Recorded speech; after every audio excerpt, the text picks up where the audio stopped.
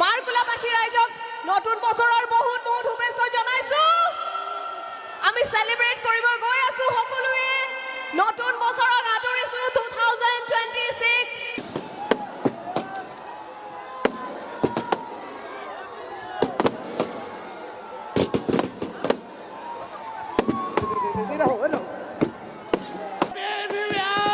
Audience पे light जलाओ, audience पे हैप्पी न्यू ईयर।